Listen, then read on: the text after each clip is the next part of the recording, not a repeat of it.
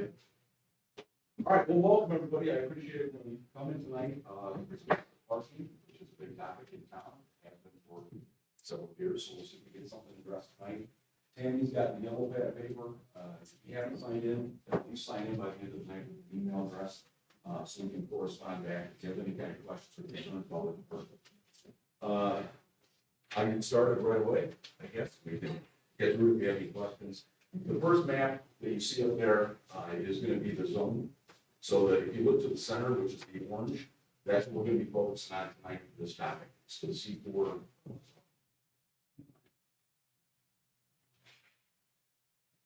So, and keep in mind, this is conceptually trying to do something. It's not yet set in stone. That's what we're having a meeting tonight to discuss some options.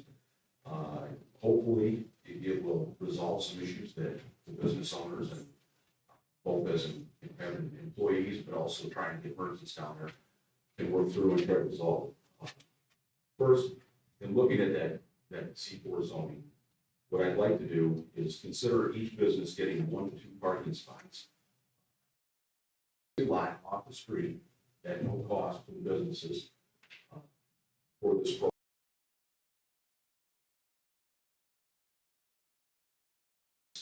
Or their employee request a spot. They would get a permit, signage, and then their stall would be painted with the corresponding color. The reason I'm talking about color is because each lot would have to have an individual color associated with it. It'd be Monday through Friday, 7 to 5 p.m. The whole purpose is to get the employees, the bulk of the employees from downtown, into those lots, staying there so that we can then have emergencies and then have visitors and obviously customers coming in and utilizing the parking. Like I said, the signage and the spot numbers be colored based on the lot that they would be assigned. So I'll use Castle Lot for an example. I have a bunch of the maps up here. We'll flip to that. Go to Castle Lot. So if you look, there you go. There's 80 spots in Castle Lot, which is in the lower right hand. So if, for instance, you had a business on West Madison Street, our plan would be to try to get you 1 or 2 of those spots. And again, I say 1 to 2, the criteria for that may change depending on the number of people that are actually interested in the program. We know the number of spots, but we don't know is actually the number of participants that we're looking at. That would address some of the issue. And again, the police department's going to administer the program, so that the request will be sent to the police department. We would approve off on them and assign a permit through the registration there. We've got a little bit of disconnect in the past with parking programs, some of the stuff and some of the permits for the lots are kept at City Hall when we actually do parking enforcement. So we're just going to try to close it off. The courthouse, I know there's a couple members from the courthouse, and I talked to Brett McCarr about this. The courthouse, what we're trying to do is get the employees to utilize the upper lot. That would be the focus, and that would be the placement for where those employees would go.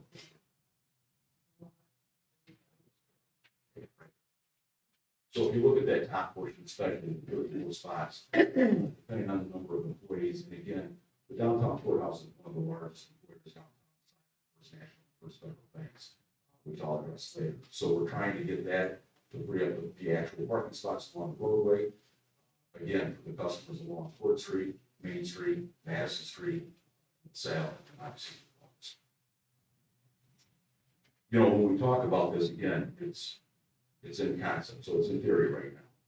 Plan is got a lot of moving parts, and that's why you guys are here tonight, not only to take your input and to answer questions, but more so that we get buy-in from the business owner. Without buy-in, what we have is a split program that we currently have now. We have some business owners that are compliant, having their employees park away from their business, not necessarily, I hope not, but that's from somebody else's business, although that does happen. Or they have parking lot, and we don't have an issue.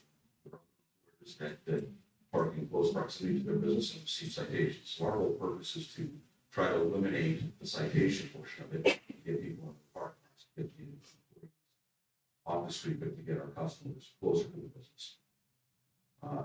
You know, with that, I know there's a couple of businesses that have some specialized needs that we'll have to look at after. My whole focus is to get the first wave of these done for the small business owners in that C4 district. Then the plan would be to sprawl out and go to the C5 district, And then you'll ultimately, the last step would be the residential,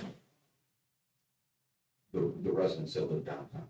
And we can deal with that. I know there's already a plan in place for the upper lot and the restoration will be in place. We can still consider to use that for the time being, but again, if we revamp and go into this program, it would also mean looking at that and revamping that a little bit for the downtown residents. There is a kind of an asking along, I guess, to this program, and that would be the possibility of increasing fines for those that are in violation. Obviously, we want compliance. We want people to work together to make sure that our merchants are getting the customers and keeping it vibrant downtown. Because again, that when we have that, it benefits the entire city. It doesn't benefit to have the police department just issue citations to the business owners. Because again, if you're parked in front of your business, you're not really doing justice to your business. You're preventing someone from coming there and shopping. So we've considered that. We've talked about that. And active around. It's not something necessarily that would be a part of the first phase, which is again the reserved parking spots, city lots versus on the street. We would then address, once the small businesses are done downtown, and larger employers would address, then I'll work with First National, First Federal, employees as well. So we want to make sure that it's not switching gears to downtown merchants or employees parking in the spots to now bank employees parking in the spots. So we've got to try to solve that issue. Right now, one of the largest complaints on Madison Street and Hasselhoff is that it's filled by the bank employees. And again, it's a free lot, so they can park there at this point. And there's not a whole lot we can do about it, but it does force some of our smaller merchants that come in a little bit later to not have that close proximity to their business. So we're trying to work with them on it as well. Again, when we talk about it, there's no cost to the businesses, there's no cost to the merchants downtown. This will all be incurred by the city as long as it's approved once the program is completed, to make sure that we work in partnership to resolve these issues with the downtown parking. Again, we enforce it, we remove obviously the meters. Mayor Ashbach represented all those meters were removed, everything, and we went to the parking enforcement. It works, but again, what we're ticketing primarily is our merchants or the owners and the employees, not necessarily people that are coming in and violating it because they're shopping and leaving. So we're trying to eliminate that. Like I said, there's a couple small businesses that I know of that have a couple of issues. I'll just address one in particular. Names, there's a business that has a quick drop off or a grooming business. So we're going to look at maybe a solution for that as well to try to alleviate the need for that business that's struggle. Because again, I'm hopeful that this would allow for the parking to be open for a business or a person to drop off their animal, be groomed, but if that's not the case, it's not what we take a look at because it is a quick 5-minute drive. It's a delivery truck or an Amazon delivery or whatever the case may be. So the police department will then also be revamping the parking application program. Some businesses are aware of it, some businesses are not. And I think that's part of the issue is as things change and there's turnover, that we don't always pass the information on it. They don't know where to look. So I think we'll make it a little more available and we'll revamp it, get people more aware. We'll be issuing different validations. I can show you an example of that later. And I know I'm going pretty quick. So that's why for everybody with this. So if you have a question, we can talk about it in just a few minutes. But again, once we get the validation program, I would encourage business owners because there are people in here tonight that came to the city and started it. They're sitting back. There they are, Mark, excited. Paul, that was one of the 2 residents that asked me about Mayor Ashbach. That was all part of it. Trying to get businesses.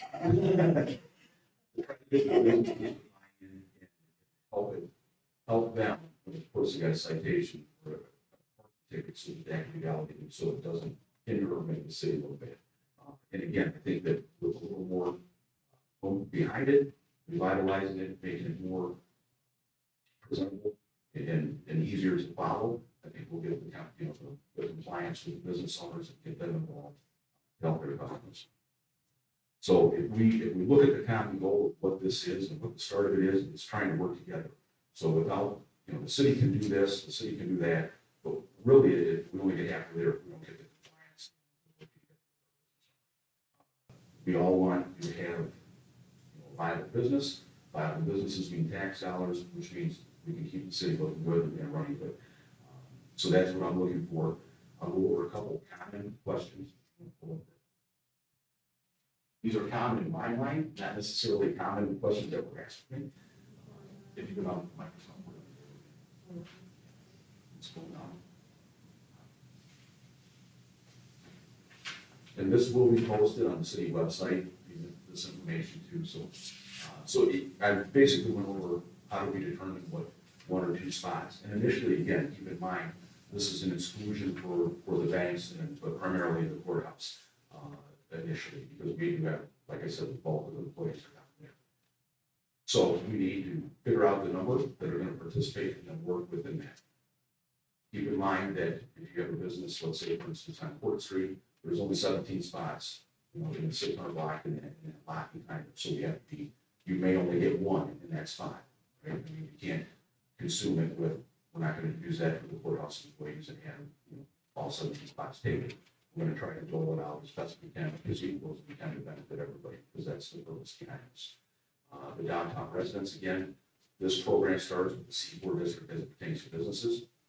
As we expand, my plan is to go through C5 districts and incorporate them as well, because that's a secondary business district, and then looking at the downtown residents as well, because I do believe we have adequate parking throughout downtown city lines to provide that for them.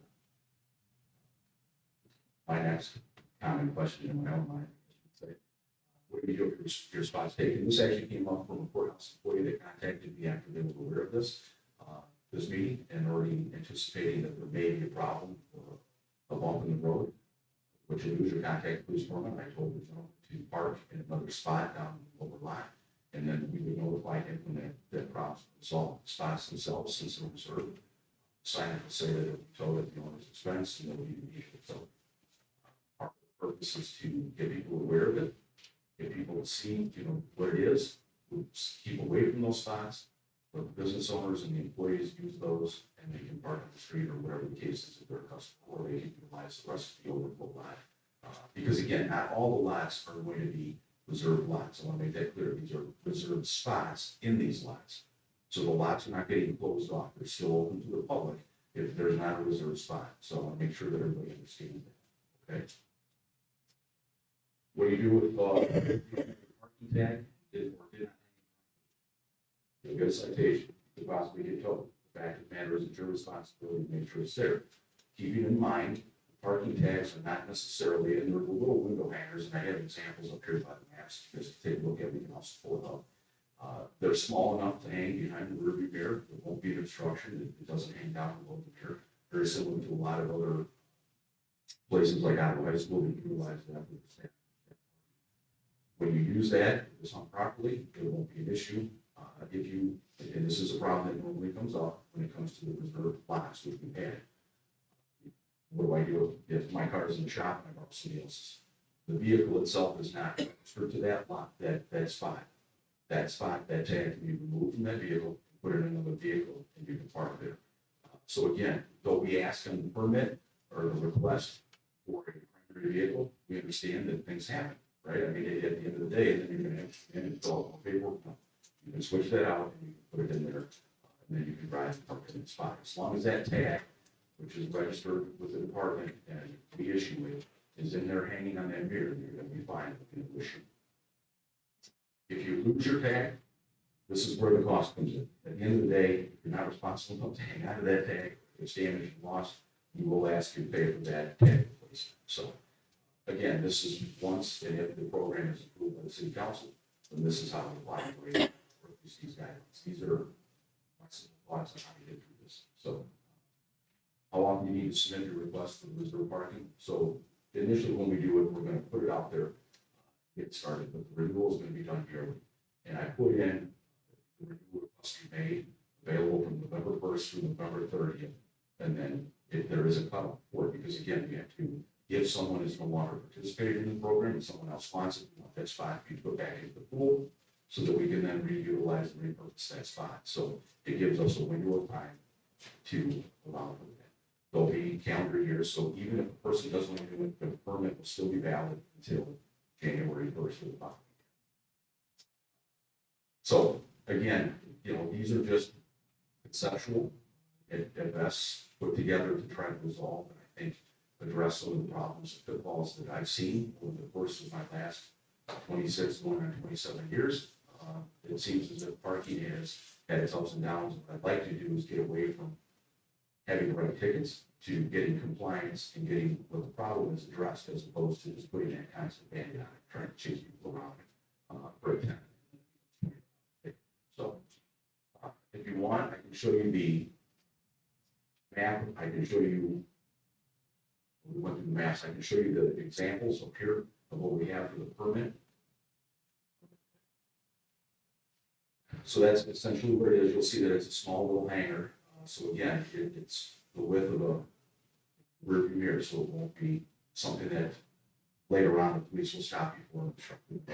So I'll just put that out there. This isn't a plan to then get you on the roadway and cite you. So this is actually a permit. You can remove it, but again, once you remove it and it's gone, it's going to fall through somewhere, or it's going to get lost, and then we're going to have that problem.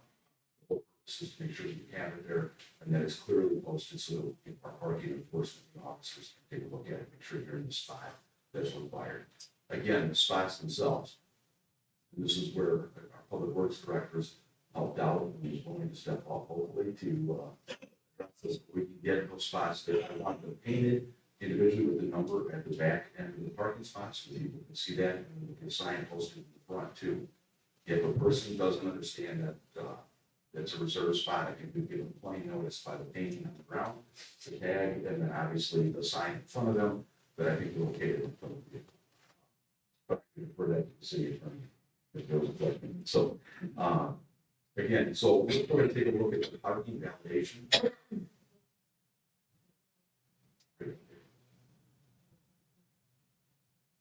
So there's been one tweak, which I'm very proud of. Instead of a lobbed out $10 bill, which I understand the concept of it, Barb and I kind of laughed about it when she first got here, was just more or less the town of Two Rivers and obviously the city flag. So if you scroll to the bottom of that, there's a validation number at the end.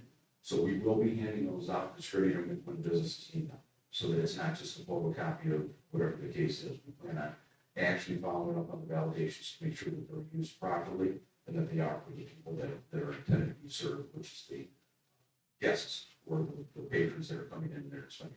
So it's not for you to validate your neighbor who had to get a parking ticket at the other business. It's more for to keep and work together as business owners. Now, one of the things that was brought up in the previous program was making sure that the businesses that participate have something in the window indicating what it is, and I like that. And that was something that Barb and Paula, I think, kind of ran into a kind of brick wall for some of that, but we can work on that, get their signage so that people know that when they walk in. I think utilizing the visitor center can also be a big part of it, and obviously the chamber, to make sure that that's given out to the members and is pushed out, kind of get that across. The validation program is still in existence. We had a validation, so from one of the hair salons in town. And again, that's the purpose of those. Wade was issued a citation, but do about the validation program because the business owner was able to resolve that, and that obviously the citation was dismissed. If a person does get that, or if the business gets, receives that, and the person wants to hold on to the ticket for them, the business owner can come down, see me at the station, we can address the parking ticket immediately so that it's not looming over a customer. They can turn it into them. It's fine by me. They can mail it in. It's simple. Or they can give me a call. Our whole goal is to have the department, city, work with our business owners again, keep repeating that until it's ingrained in everybody's head to make this problem kind of work together to get it to go away and try to help each other. Because that's what's important. At the end of the day, we can sit and struggle and fight, and I can take it everybody. It does nothing for the customers that come down. So if we come up with a solution for this, we address the problem instead of putting these constant band-aids on it. So I'll open it up for any questions if you have any. If you'd like to see anything else or have me address anything, there are some visual aids up here. It's nice to look at, but sometimes you have to have your hands on it, so I understand that. Those are the maps for the parking lots. They're the permit examples of the permits. Now, granted, they're also color coded, which again, colors are not selected yet, but at the end of the day, it has to be compliant to make sure that we can get the payment for it as well. But that's my plan. That's my concept. My mind is, I'm open to suggestions. I'm open to anything dealing with this specific issue because it's important and it needs to be addressed. If it's a complaint because someone's got a ticket, I can stop at the station and give you a phone. This is more about solving a bigger problem. One that I think candidly there has been for quite some time. So, questions? Yes, Deb. Well, first off, I'd like to thank you for asking for people's opinion and standing up there and taking the questions from us. And my first question is, what kind of time frame are you looking at to implement the program? So, to implement the program, timeframe is the question. We have to do a couple things. There's a couple things that have to be done by changing the ordinance and making sure that it complies with the municipal code. So I would anticipate, as that goes into effect, I'd like to see it done and operational, up and running by June. Now, that's if the weather and everything works when you get the lots painted and everybody gets in a timely manner. So if in fact, in a perfect world, this was resolved April 1, it would be a 30-day window to get those registrations in place, get things ordered, get things done. And then we're still pushing it probably in June, but I'd like to see it implemented for the summer. I think that it's important. I think even if it's a 6-month window, I know it may be an inconvenience to file for the renewal, in November, maybe we waive the initial renewal for that year and be extended, but I want people to get used to those patterns so that they don't let it slip through, they don't follow up on it in November. But I would like to see it done by June. And I think that's a reasonable expectation, as long as it's approved and signed off and everything works and the ordinance complies with it. Yes? If parking is an issue and has been an issue for a while, why were 26 spots taken on Court Street?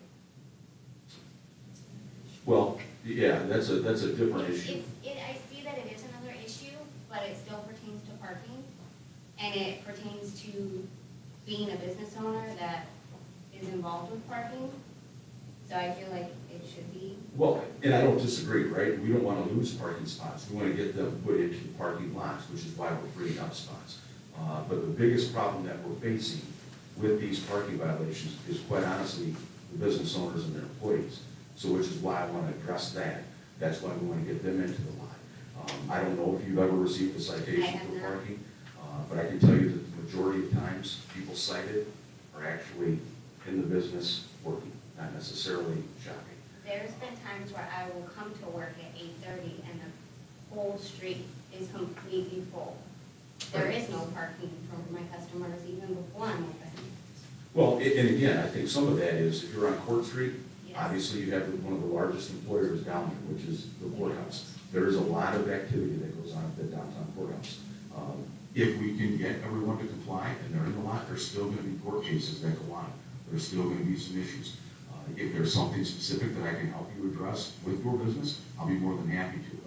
The one that I'm aware of is, again, Rumor that's down there that has a struggle because of the drop-offs and the pickups. We'll work with you any way we possibly can to make sure that your business is viable and we can help out any way. And I think the first step is, quite honestly, getting the employees into the lots. Yes? So actually, kind of the words. The courthouse is obviously a huge, as an attorney, the courthouse I was going to say, is a huge problem, right? Yes. In terms of parking, because you have attorneys coming from out of town, who park and take up their spots, which is why Warren has no parking spots in front of their building.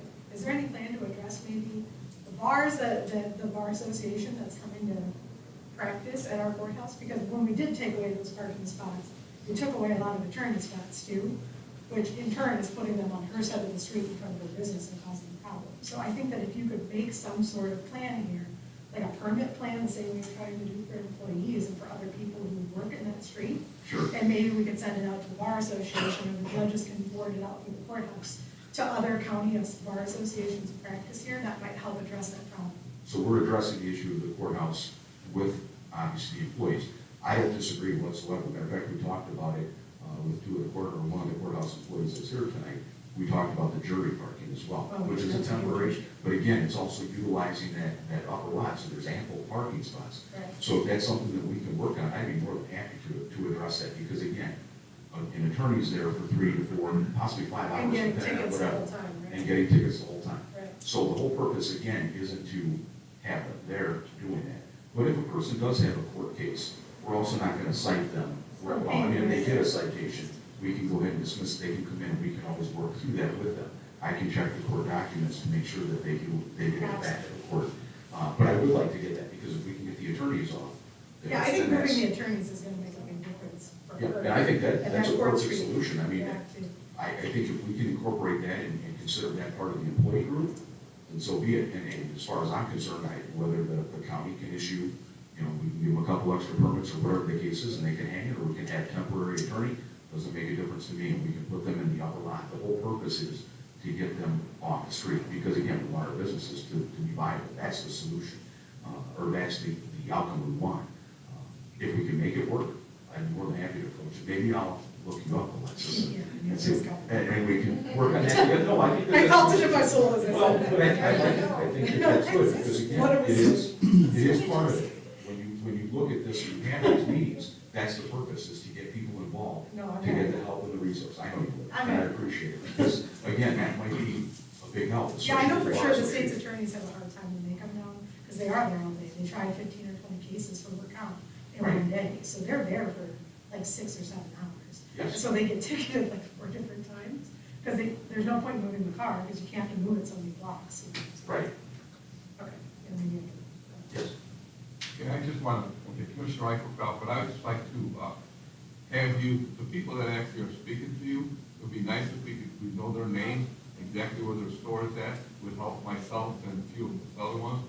I mean, it's a little tough, I know Alexis, it's hard to see around people and see who's actually speaking, but I think it would be better for us commissioners, I mean, we're sitting here, we're listening to this, and and we know it's a problem, we know it's been a problem, okay? Sure. And we'd like to take care of it, but it'd be nice to know where everybody's at, and dealing with their business, and some of the situations, I mean, there's different places that I know that we've had this problem for years, okay? Sometimes we can't take care of it, sometimes we could, but it'd be nice to know the person's name and where they're coming from.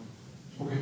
Well, I did have, the sign-in should have their name and address and an email, but young lady, if you could, Yeah, could you? it's Lauren Revello. I own Caribbean Tan on Court Street. Okay. I kind of assumed that, I wasn't sure, but I just kind of guessed. Dylan, go ahead. I don't know. Not sure if that's a good thing. All right, first of all, I probably paid for a lot of the paving in the parking lot because I've gotten lots of citations for parking in the alley. We appreciate that, Dylan. Thank you. Thank you for your donation. Yes. Two-part question. Are you, if I'm understanding, that lot behind where all the bankers park, is that where some of this is going to be rerouted for? Absolutely. And if that's the case, all the customers that shop that say, where are we supposed to park? While I'm happy, all of the business owners will have nearby parking, will that be now labeled as business owner parking? No. And No, so that's what I said earlier, just to answer that question, and I agree, and I thank you for bringing that up, because I'll reiterate that. No, these are reserved spots. The lot themselves will not be posted reserve lot, business owner lot, anything like that. So if in fact, let's say for instance, 80 spots that are in Hassel lot, we use 40 of them. There's 40 available that people can still park that are not marked reserved, whatever the case may be. So that still frees up, and there's ample amount of parking for that. And again, my goal is to work with the banks as well, because they're another group of large employers downtown, that we can get them to maybe not consume so much of the closer lots, and maybe spread them out a little bit. Depending on how that works, we'll see. But, it's more fortunate with the upper lot in the courthouse right there, that's a little easier of one. But with First National and First Federal both being right there, it becomes more difficult. We have the adequate parking, and again, I don't want to make one lot completely the reserve lot. I don't want, whatever the case is, I want some available parking for people to, if they didn't have enough parking on the street, because again, there's limited parking on the street too, right? So we have to have some type of overflow. Yeah, a lot of people say when they come in, oh, I stopped finally, because I stopped when I see that I can park. Yes. And that's where I shop. My other question is, when things got repaved, I know there had been at least one handicap spot back there. And you kind of answered my question, because if there are 80-some spots, there should be 4 accessible parking spaces marked with the panels. Are those going to be repainted in that lot? And if not, can you tell me where the other handicap spots are so I can tell? Because we have a ramp in the back of our building, and I'm happy to tell people about it, but then I'm like, well, good luck finding parking so you can get to where we're at. Well, we definitely look at it. If you're talking about the number of handicap spots, which isn't listed on that, the 80 spots in there, I'd have to go back and look and see, but we can take a look at that and make sure that there's adequate handicap parking. I mean, we do it for, as you know, our events, we actually pull different things to make handicap parking and handicap accessible for people. So no, if there's an inadequate amount that's in there, then we can make that, we can address that as well. There aren't any that I can see painted in that lot at all. Of all the 80-plus spots, there aren't any painted handicap spots in there or the alley. The only lines that are painted in that area behind the bookstore area are lined for the dumpsters. And if those are the lines for handicap spots, then they're being used for the dumpsters. Well, we don't want that, but not only is it properly marked, but we definitely don't want dumpsters to, consume our handicap parking. So we'll take a look at that. And see. Brad, I think I can help out with that a little Yeah, bit. absolutely. They are blocked out for the dumpsters. And as far as, a typical commercial parking lot for a business, there are a certain number of ADA spots required per number of parking spaces. The city works on a more block by block and how many handicap spaces, ADA compliant spaces are in that block. And there's 2 on Jefferson Street that I know of. One in front of Vaniga, I believe, and one over on the other side. And so that's how we look at it, is a overall block by block. So if there's a block, so the off-street parking from the ADA law doesn't go into effect if there are off-street parking? If it's not a lot that is owned by one business, if it's a public lot, then the ADA law does not go into effect? I'm not saying there's not an ADA requirements in effect. There are, they're just different. Okay.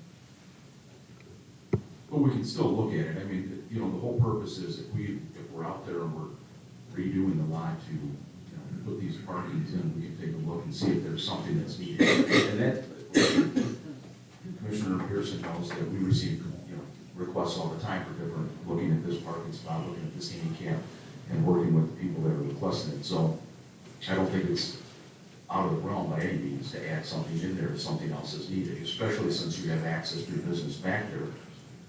To me, it makes more sense to have that. I don't want, I always worry about whether it's elderly people or handicapped people getting out into the roadway. That's never a good thing for me. So we'll definitely look at it though.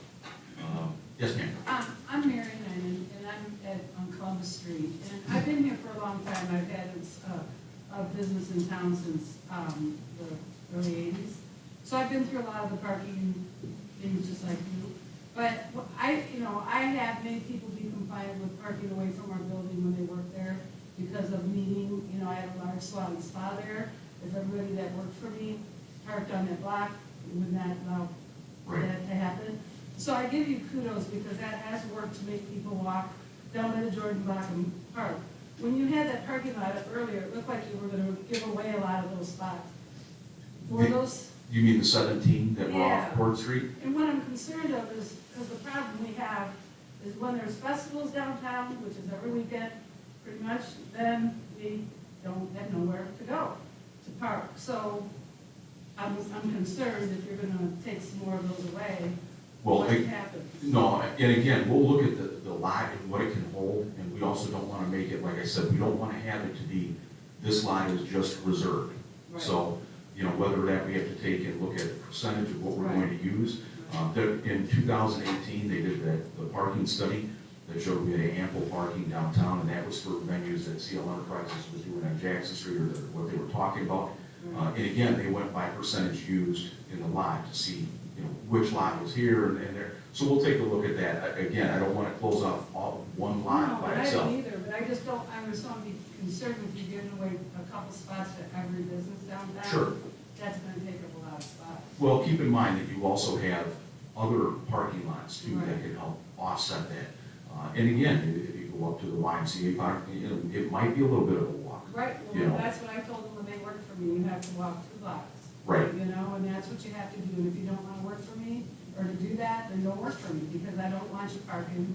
And that's the problem we're having on Madison Street there, because a lot of the employees are parking back there. Right. Unfortunately, it becomes an issue too of, Right. they won't park in front of yours, but they'll park in front of Babs. Exactly. Yeah, so, you know, that's the battle that we're trying to separate and get everybody in a location, and hopefully free some of that up. But we will take a look at that. We're not gonna disclose, like I said, it's not gonna be one lot that's gonna have everybody in it.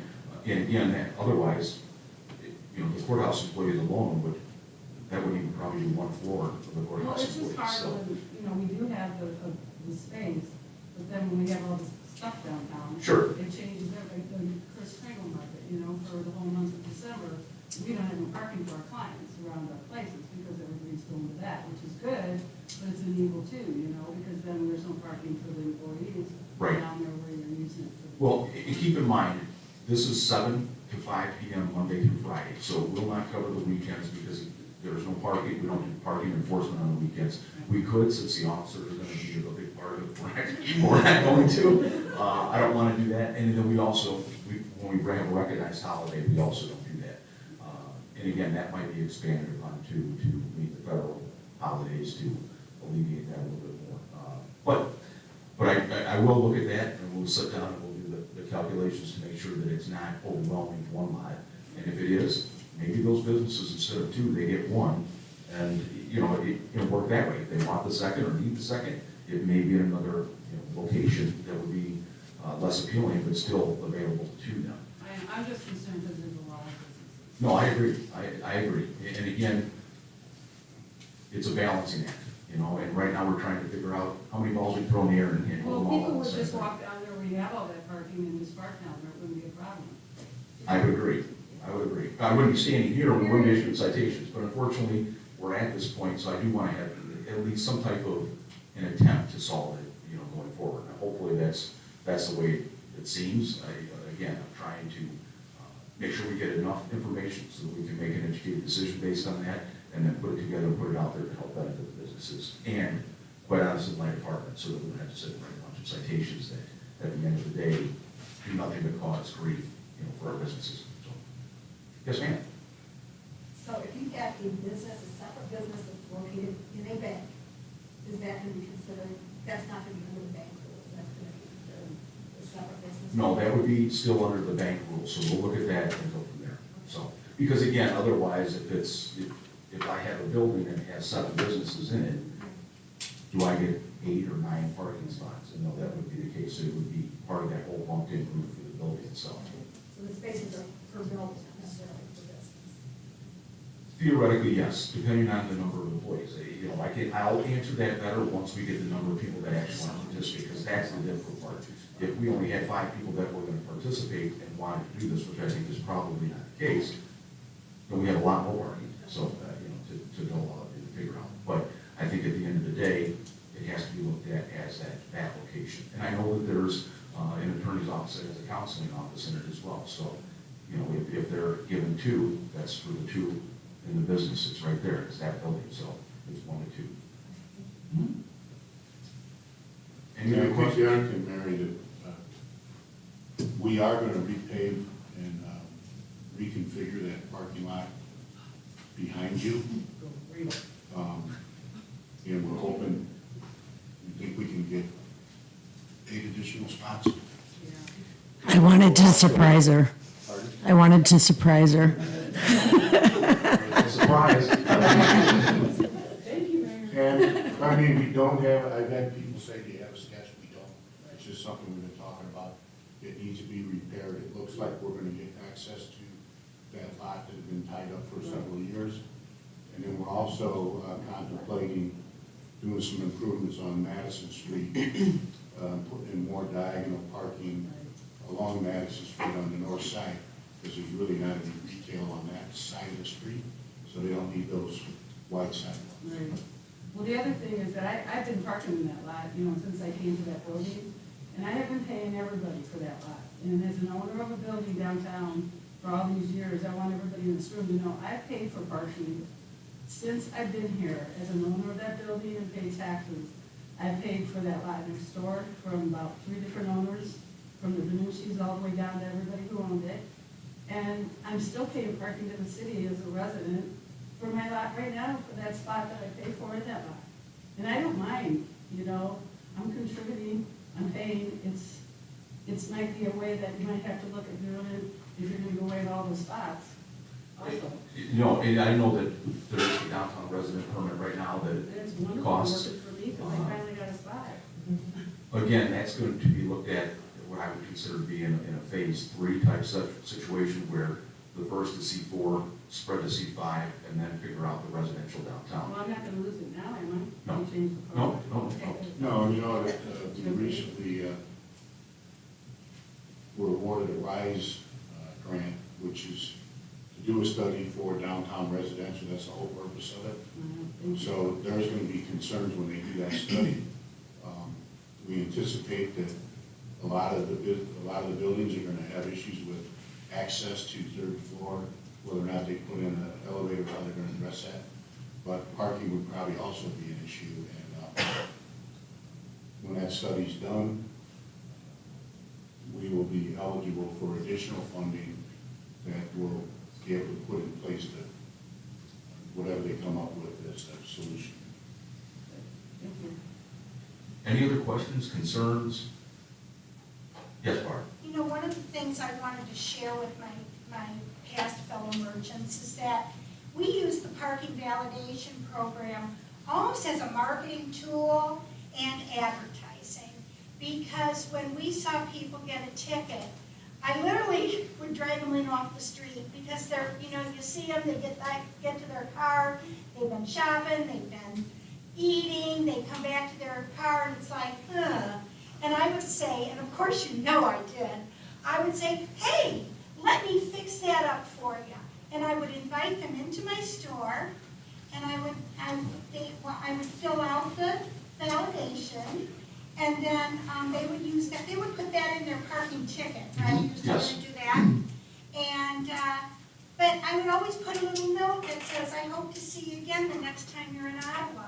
Or you could attach something to it, you know, or give them something that says, you know, you got your parking validation from, and then you can do your store. And so, you know, we didn't validate for our merchant friends.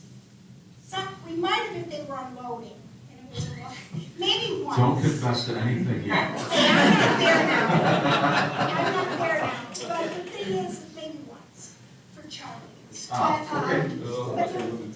But the thing is that we used it, we offered it to people that, they came into the store and we knew that we talked to them. You know, a lot of merchants will talk to you, where you're from and everything. And so when we got to know the customer, we found out they were from out of town and maybe weren't aware of the parking penalties. And we don't want to punish customers, so we offered them the validation because it expired at the end of the day. It's not something they could hang on to Right. and use it over and over again. So just wanted to share that because a lot of people really were grateful, and I don't know how many people used them, but at least they had something that they could slow down, enjoy our town, and not be looking at because once they get back in their car, to move their car, they're gone, you know. Right, I Odds would are agree. they're gone. Yes, ma'am. Caroline Wolf from Upper Miami. Yes. I know that our business, at least, we have to have the local sales and the visitor tourist sales. And I do appreciate the visitor center, the girls trip, and, you know, Ottawa is a place to meet, but once you give them a parking ticket, they're not coming back. And I have about 1 or 2 in the store every month that, you know, they come, they had lunch, they've shopped, they've gotten a parking ticket, And anecdotally, I think one of the cutest is, you know, the group of women saying, oh, well, yes, that's the parking ticket town, and Utica's the fun town. Next time we'll just have to stay up there. And, you know, that I think they were staying at Heritage Barber Shopping downtown, and they got a parking ticket. So to the parking ticket validation program, now that may work for locals, but it's counterproductive to people that you're trying to get to be tourists and shop here. If you had Caroline, if you had the parking validations there and they came into your store, you could let them know if they received a parking ticket, if they've been in town for whatever amount of time, that you could validate that and let them know ahead of time. So that wouldn't cause such a just give it to rough. Because they've already gotten a ticket, and because they have to worry about the ticket, and, because, you know, I wasn't there, and an employee was there, and, you know, there are a lot of different reasons. But I think that even if you validate their ticket, they're still sitting there with a ticket, they're still worried that the ticket, you know, turning over your ticket to somebody else is worrisome. It's not a complete solution to validate. And it doesn't, you know, I mean, that's not a bullet point for our girls' trip weekend thing. No, and I realize that, but eliminating citations as a whole isn't either, because then you're gonna have people violate it through the employees parking and having that struggle. So then there's a balance to it, and you have to try to find that happy medium. And I think that the best solution is providing that validation ahead of time before these people even realize it. They know that, hey, listen, I know you've been in town for this, this, and that. If you receive a citation, we have this validation. Like ours, a ticket with you, validate it. Time it expires. You know, and I realize that, I understand that, but, you know, Right, didn't we have like a warning thing that we were using for a while? we did warning Do citations. we do that anymore? We haven't, no. Because I know like somebody sent a screenshot of that and said, hey, that's really cool. And it said, you know, thanks for visiting our town, you know, you parked. You got a parking violation, this isn't a ticket, but please be aware, and I think it did explain the validation thing, that if you were shopping, you know, just. And we could do that, and again, why we did it was we were also aware of the people that were there visiting and why they did it, or why they received it, which is why we had a parking enforcement do that. If, in fact, this program works, we could do that in conjunction, because then we don't have to worry about the employees or the business owners parking and violating it. They're in the parking lot. So if that's the case, we can go to that warning system. It wouldn't impact us at all. It does exactly what we want. The validation means somebody writing the citation and spending the time on it, when we could just hand that to them or put that on the vehicle as a warning. But Well, I admit I'm a new business owner, so this validation program must be in widespread use with other business owners. How many did you say you had in November and December? we had one. That is One a that was turned in. widespread program. No, I'm not disputing it. That's why I'm trying to bring it to everyone's attention again. I think the problem is as businesses leave or as new businesses come in, they have to have that. And we have to have, there's only one way to do that, whether it's through the chamber or whether it's visitor center, when a new business comes in to try to work with that, because not everybody goes to the City of Ottawa website and finds that form on there. You have to know where to look to try to get to that. So I don't disagree with you. You may not even know about the validation program as a new business owner. So it's important for us to do a better campaign, I guess you would. Well, there are older business owners in the room. Why aren't you all using the validation program? Why did you stop? I don't use it because my customers are usually only in there for a half hour at Right. the very most. So therefore, I personally didn't think that I would need the validation. Now, if somebody came in after they ate or after they shopped and they got a ticket, I was under the impression that I personally couldn't give them a validation ticket because it's not, they didn't get a ticket for being in my business for the 2 hours. I mean, mine are in and out, like Right. half hour at the max. Sure. So therefore, I never used the validation program. Oh, you're the wonderful person though that helped them. I mean, really, if they get a ticket because they, you know, they got it and you're the last people they see and they get a ticket, you can say, hey, let me help you with that. But I understand her concern, because again, she's looking at it from an individual business trying to. It's handle not it. business But specific. it's not, it's not business specific. It's more for the program to, if you're downtown and you're spending that time. But again, if you weren't aware of the program or how it works, you're not gonna jump on it, because again, your customers are only there for 30 minutes. I was aware of it, I guess I just didn't realize Sure.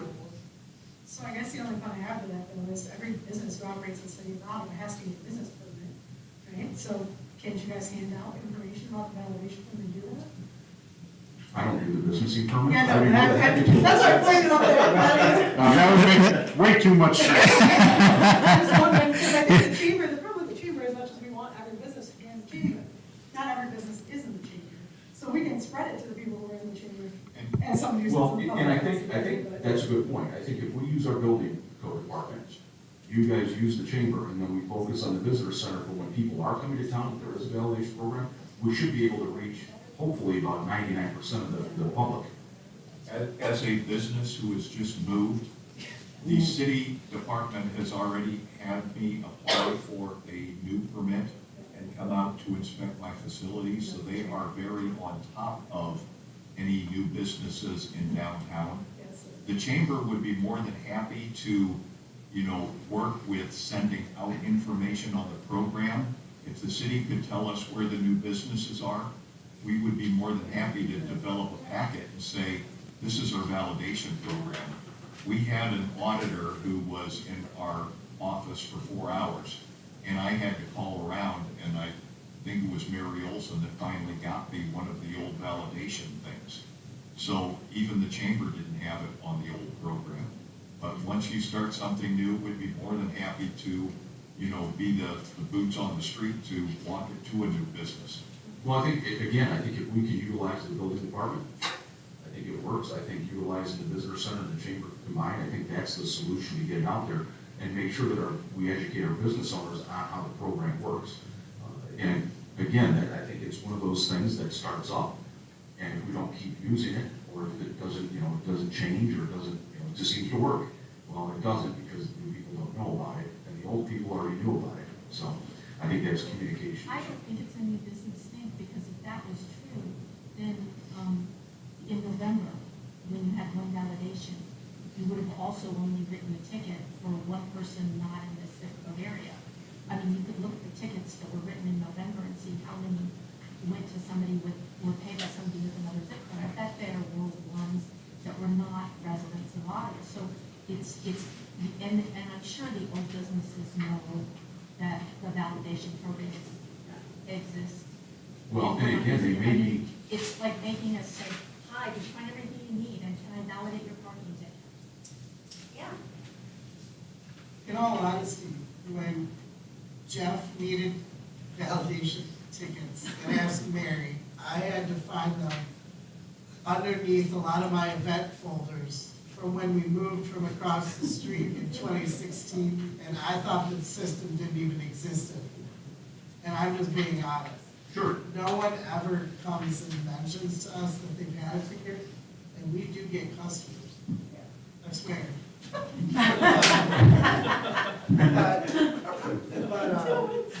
I'm just saying, I didn't even honestly know that it was still valid. I did tell a bunch of people at Epworth Village the other day that that program existed, because I was excited after Jeff needed them, that it did still exist, so I used it as a promo for all of them to come to town. Because I said, no matter where you park now, you come to the bookstore and I'll validate your parking. Well, And they all perked up. And again, the validation program wasn't handled by the police department. It will be handled by the police department. We actually have, if you look at the permit, it actually has a year of what the permit number is going to be, or the validation number is going to be. So yearly, those will be redone, and we'll visit the businesses that are working with it, sign up for the validation program. It's Because like we can a also do window that. clean, and then if it's everywhere.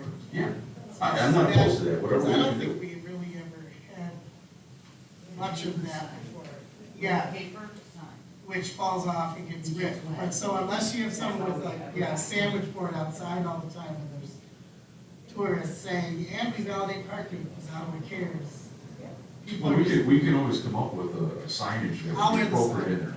I'll wear a sandwich. I mean, at the end of the day, I think that's a solution too, because again, it goes back to the communication of the program and making sure that we update it, and we update it. And by us using obviously the dates, which is what we use in our report system and everything else, when it turns over to 2024, time for that again, so we have to replace those.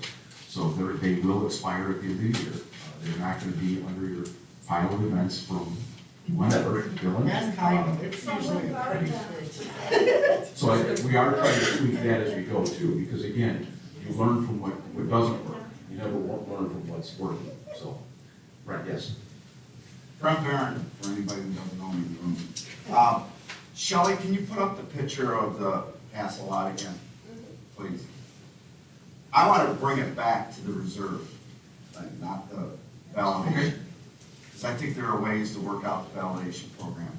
Big holiday event weekend or whatever, you can just waive giving people parking tickets if you're worried about people from out of town parking tickets. That lot right now is pretty much full. So if you pull 20 people into that lot or whatever, where are those people going?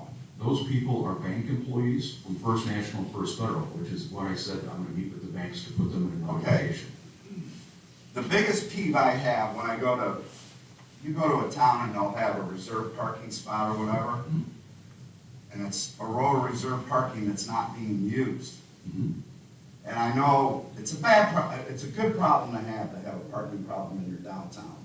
Most downtowns don't have a parking problem because they don't have a downtown, anything in it that anybody wants to go to. So, Okay. congratulations, we have a downtown that we want people to come to. If you do go to reserve parking on this lot, are you envisioning like after a certain time of the day, you know, if it's a Monday through Friday thing, if they're not using their reserved spot by like noon, that spot No, is, 7 to 5 is the reserved spot, not the lot. The lot's not gonna be reserved, and again, there'll be open spots based on the percentage. yeah, but you were talking about painting numbers for That's like right. 1, 2, And the 3, signage, 4. yes, that's correct. So if one isn't using their spot that day, that's a spot that's gonna go unused the whole day. Monday through Friday, that's correct. Unfortunately, that's part of the pitfall for it. There's no way to Yeah, but solve it. if you have a system where it says, hey, afternoon, if that spot isn't being taken, and somebody is coming around and they're looking for a parking spot downtown, they can park there if it's afternoon. I don't know, I mean, that's something you gotta think about. But then you run into a situation, let's say, for instance, one of the businesses don't open till noon. Well, Right. I understand it, but a lot of these are for businesses that are gonna be like 8, 9, 10, whatever. It would something like have a half day too. I'm just trying to, you know, you gotta think about this. Because if you lock up 20 spots in that lot, That's correct. and say they're not open on Mondays, right? That spot's gonna sit open all day. Brent, there's a good possibility that the 20 spots are already being used by the employees of those two banks. Yeah, but if the business isn't open that day, and they got a reserved spot, that spot isn't gonna be taken up all day, and it's gonna be open all day. I don't disagree, that is one of the backsides to it, but unfortunately, it's also keeping the people off the street. when allowing I business. understand that. So, It's also going to be a holiday and you won't be giving tickets. well, if it's a holiday or weekend, we don't issue citations. I mean, if it's a bank employee on this particular lot. Right, Right. well, yes, So everyone can park anywhere they want. that's correct. I think you said for those stores downtown that are never open on Mondays, if they're assigned a spot, Okay. and then it's just vacant on Mondays, like the whole store. Yeah, we worked on Mondays a lot when we weren't open, so we needed our spot. Well, if you're using it, yes. It's our But- spot, don't you park there. The permit is not going to be specific to a car, it's going to be specific to a business. That's correct. So if employee A, that usually parks there, is off, I would assume that business owner will say, you park in that spot tomorrow. I gotta have the tag. They get the tag, they'll get their tag. I mean, there's gotta be a little bit of responsibility on the business owner to pass that off like that. But I don't know hardly any businesses downtown that are closed a day during the week. Maybe there is. Monday is All the very, restaurants. very, I'm sorry, one person in town. Every restaurant is closed Monday, basically Tuesday too, except for Monday is a big ghost town. Yeah, yeah.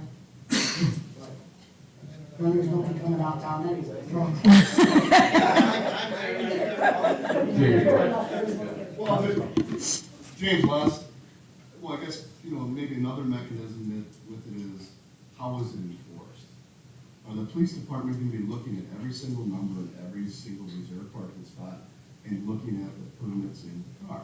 Our parking enforcement will, yes. Because if that is the case and people are parked properly, it's not an issue because they have that reserved spot. If in fact, where Brett points out where that spot is, nobody's parking it for that day, somebody who doesn't have a permit for that parking spot parks in there. If that person who has that spot reserved comes to use it and somebody's in their spot, they're gonna call the police department. That's correct. And say, hey, somebody's in my spot, they need to get their vehicle towed, that person's gonna find another spot to park. So maybe it actually comes down to the enforcement of it, and then maybe you're not checking the permit in the parking spot, and you're not checking the number in the back, and you're actually waiting for that phone call for somebody to say, somebody parked in my spot, they shouldn't be there. Well, I think. Now, what that would do was, you know, where Brett comes to, where these 20 parking spots that are reserved, and you know what? The business is closed for the week and the family's on vacation and none of them are being utilized, but those 20 parking spots can't be used. Now, it's only a problem if somebody that has a reserved parking spot in one of those, if they come and use it and they can't use it because somebody else is in it, which is still gonna trigger that phone call to the police department to tow their vehicle. So maybe it comes down to the enforcement, that the citations in the reserved parking spots potentially would not happen unless a phone call was received that somebody parked in my spot that was not authorized and the vehicle was towed. And that could be the case. And ultimately, the person that is illegally parked is gonna have a pretty substantial ticket because they're paying the towing fee and not a parking ticket. Right, and my hope is that we don't have to tow anybody or issue anybody, everybody follows it. But realistically, probably not the case. Yes, Mayor. Go ahead. But again, with limited parking downtown, if there are 50 parking spots that are reserved that are not being utilized, again, because people aren't there, those 50 people that would potentially park there have to find somewhere else to do it. So again, the enforcement of it was maybe for consideration, and we're discussing different ideas tonight. Nothing's set in stone, nothing is right, nothing's wrong. Looking at different options to see what's going to be the best for the businesses downtown and the community obviously, I think we need to have space for people to park. We need to have businesses to have places to park, so we can get people into the community that are going to bring their money, spend their money, and keep out of it. Yes. I'm only asking, my name's Lauren Grimio, I work at the downtown courthouse, I almost feel guilty even saying that. Don't feel guilty. I'm the car in that parking spot every day. So we have two, county vehicles that we park in, I don't know the name of the, my heart is racing. What is it? Behind the AT&T building? Yes, like Terpster's is on one side. Yes. Okay, so we have those two spots. Will you plan to have overflow in that, like, I guess, are we safe? Or That far away, safe? Are we? you should have, I would highly doubt we get there initially. So, but again, keep in mind that I'm gonna work with Greg in the county to get this resolved, because as one of the larger employers, we have to figure out a place, because it doesn't do us any good if we don't address that, if we also don't address the two banks that are obviously large employers.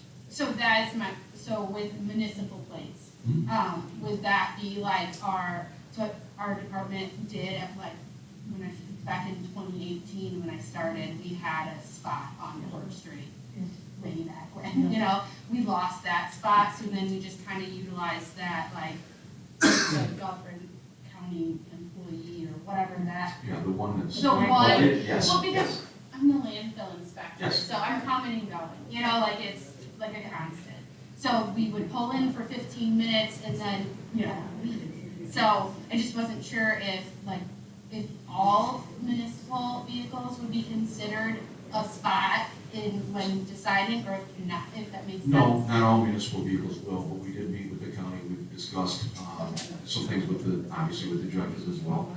Sure. So we'll be talking about that again, because that's part of the conversation that will take place secondary after the employee portion. But yeah, that'll be addressed, so that's one of the things one of the topics that came up with that meeting, that we had with the county. Yes, ma'am. Yeah, when you're talking about validation and stores having these validations to eliminate a problem of somebody getting the ticket that's from out of town. Why can't we, okay, the city, police, et cetera, when we run these vehicles, we're gonna know it's not a 6135 area code, correct?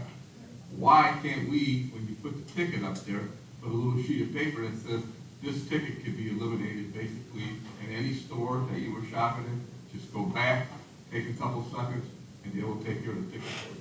Because the citations themselves that are generated on that don't run the registrations like what you're talking about through leagues, so there is no way to track that at this point. Well, you don't With the you don't system. actually look No, up that's in the not most vehicle, of the that active the station. license plate on it? That's correct. We haven't got equipment that he knows that? Well, it takes a photograph, it marks, it does the GPS, but it doesn't run the registration through the lead system. through the So state. it doesn't have the zip code or the address of the owner?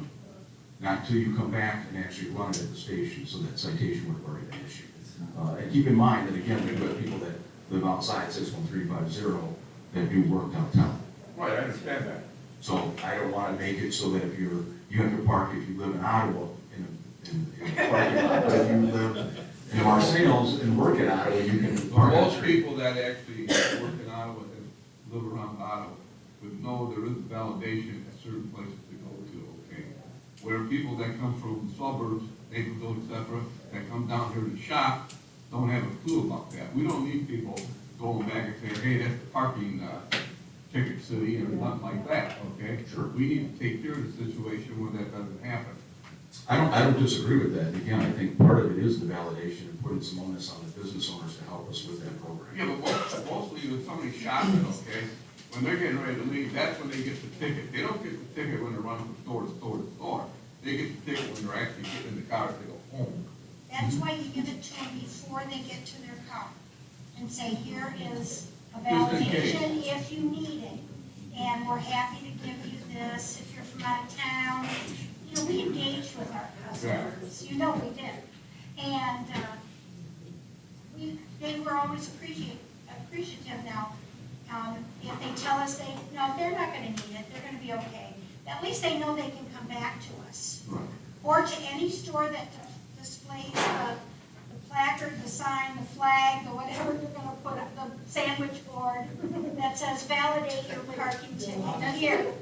As a town, I guess, kind of looks stupid. Here, we're gonna give this validation because we know we're gonna give you a ticket. Because we know. And then we're so we shop somewhere. Maybe not long enough to get a ticket. We can't work this out amongst ourselves. We have to do the ticket and then give you the validation. It's all about attitude, be kind, be engaging. I mean, let's keep in mind, folks, that if a person comes back, doesn't come back to the town because they violated a law, would we allow them to speed through downtown? Would we allow them to violate every other law and then say, well, we got a ticket in Ottawa? I mean, realistically, That's well, not really comparable. well, and I think. I think we can all see I that. think realistically, though, if there's a validation program in there, I think it's just another. Yeah, I agree with that. You know, I mean, it's a solution or an attempted one. Yes, ma'am. We sell full hardware. So I'm out of the district you're talking about now, but I'm Right now. always concerned I know. about people parking too long on my street. Sure. Aren't all of your streets that they're gonna get a ticket on labeled 2 hour to hour parking? So Yes. people know when they park their car that they have a little time. Yes, we want to do downtown. Yes, we want to move around. Yes, we have a lot of parking lots that they can go to. I understood by the citation thing, that if a customer comes to your business and stays longer than the allotted time, that you can give them the certificate. So thank you very much for being here, and here's the thing so that you won't have up too long. The auditor, that was the other business. You know, that's when you're gonna use it. But if you started just handing it out to anybody who's walking down the street, I don't understand how we're going to stop them from parking there. Because then they're gonna come back next time and say, hey, you got one of those certificates because I want to park it for any business for 4 hours and not be in your store. Right. So I don't understand that it would be passed out that much. We're more concerned about trying to get the employees moved away That's from correct. the area so that the That's correct. employees, so that the customers can come, Right. or whoever it is that comes to participate. I mean, if we all have employees in here and we promise to park in the parking lot, I'll stop writing parking tickets. If we could just come to that agreement, I'd be more than happy to say that. But unfortunately, the truth of it is, that won't happen. But we can try. So are you also gonna get on the UPS guy and the Amazon truck and all the rest of the guys who've never seem to know what a parking place is? That's a whole other frustrating thing that we've dealt with, especially with UPS. But that's a whole other conversation. I agree. It's very frustrating. Are we allowed to call the police if he's stopped in the middle of the street and he's going over to this one and then over to this one and then over to mine? Absolutely. And you couldn't park in the spot that was there and empty because, because I'm in a hurry. Or you could utilize the alleyway and make the deliveries. No, I understand. That's a problem also on Police Street as well, that they've had some issues. Yeah, no, But then, hopefully we have the issue. Yes. Could the, I don't know exactly how the tickets formatted the new electronic ones that we went to. And if you have options to make changes to the way those formatted, is it possible to put the validation on the ticket that you're issuing someone? With the disclaimer that says, if you visited a local business today and you've received this ticket, you know, in your park downtown, feel free to go in, feel free to return to that business, have them sign whatever authorization that business may have. And that would eliminate the ticket right there. If the validation was already in the ticket, they read the ticket and says, hey, just to let you know, if you were visiting one of our businesses, you were having dinner, you were shopping, feel free to take this, feel free to redeem this coupon at that store and get an authorized signature and return this, and don't worry about your parking ticket. Versus the business owner that doesn't even know the validation program exists, or if they can't find their form because they're on the 2016 newspapers from across the street. But if the ticket could be formatted with the validation at the bottom, not in the biggest print and bold, but at least it's on there that they have that option. I can return to Caribbean and go, hey, boy, I had dinner earlier at Court Street, I stopped down, got my tan afterwards, and I stopped at the bakery and picked up a bagel, and I picked up my dog, and holy cow, that thing is still black. But the validation's on it, like, hey, I can go back to the Ottawa bakery and say, hey, remember when I was in here earlier, I got a parking ticket, so would you mind validating this for me? Maybe that's a way too. We could look at that, that's not a problem. Or they could take the citation in, hand it to the business owner with the validation. The business themselves could keep that with the validation and contact the police department, we can pick it up. So the person is an inconvenience to try to figure out the location of where to go. I just want to say I think this is a great meeting. You do? Leadership is fantastic. Thank you. Well, I tried. But there's three things that struck me tonight that I agree with a whole lot. Mary Nyman said, if you've been an employer, you tell your people they gotta walk to a lot. There's 2 lots within a block and a half of her that are all day lots. Yes. And the second thing I think is great is what you said, raising the fine. That's the only way a lot of people, business owners are gonna stop. And I'm not saying that the purple yellow system isn't gonna work, but I have the third thing is I have the same concern that Brett has, is you're gonna have a lot of empty spaces. One thing you might consider, maybe not now, maybe later on if you see how this works, but instead of having 20 numbered purple places in the purple lot, you have 20 purple spots, period, and you give out 25 permits for those, and most likely, all 25 people won't be at the same time. But if one or two cases that happens, then they'll just have to find somewhere else. And that's okay. It's not a whole lot to ask. Right, and again, keep in mind, that's why this program wasn't discussed about going out to the other districts right away, was because this is kind of a baby to try, so we'll see if in fact this is what it is and this is the decision that's made, then we'll try it in baby steps to try to make sure that it works, and that's the simplest way to do it, so. If I get some more tickets, can we go to the lot? Can we raise your fine? Yeah, parking I mean, we can raise your fine and do it. Deal, we'll just go up. Yes. Don't tell my wife. Just on something Bob said, and you said earlier too, we wouldn't be here tonight if employees would park in the off lot somewhere. And employers. And employers. Yeah. Right. I remember the first day I started work at Jordan Hardware. Bob Jordan called me in and said, if you're working and I catch you parking in the Lincoln Place parking lot, which is the Veterans Memorial parking lot now, or on the street, around the store, you will be fired. Yep. If you're off and you come in the shop, fine, but if you're working, you will be fired. What are stands or buts? It just wasn't, Again, I it like just it. wasn't Jordan's, it was other downtown Right, owners back right. then. Yep. Bell's and the other owners, they insisted that their employees park remote to leave the spaces. That's fun. No, it's not. That's not- Well, business cycle mostly. There's a lot over there, and a lot over there. Caroline, do you have another question? I just had a comment about business owner parking, and business operations. We're like a land block. We're surrounded by parking. We have no place to load, unload, do anything without parking in a parking spot. And I know, I mean, we've even turned down loading zone parking that would take away 5 parking spots in front of our doors. And I've actually gotten a ticket with my door open, unloading packages and loading packages back up. And I know I'm not the only business owner who's been loading and unloading. And I'm sorry I can't do it fast enough, I'm old and they're heavy. But, I mean, there's got to be like a pass you can give a business owner that says, you know, I parked here because I'm unloading and I have to carry it in and put it down and get the other things. And, you know, I mean, I never can do it right. I have to have my lights on, blinking, my hood up, designated employees standing, making apologies. You know, and why is that? Why, I mean, and I wouldn't want to block my business. I do it in the most inconvenient parking spot. I get rid of my car, and the unfortunate thing is, I do that probably 4 times a day. And I'm not parked there all the time, but I come back and unload stuff. I load up cardboard, I load up cans. Right. In the reparking in the same block face is where you're caught, and that's the Yes. problem. So again, with this type of solution, hopefully that won't be the case. But no, I won't be there, because I'm Well- unloading 80 pounds of boxes, and I'll be doing it in a parking space. And you know what, I'll be doing it again, and I'll get a ticket. I mean, I don't think that the reason business owners are parking that near their business is always because they're lazy, and just don't want to walk, because, you know, it's kind of nice to be walking away from your business a lot. It's because I would go sit in a designated parking spot in the hassle lost all day long if I could.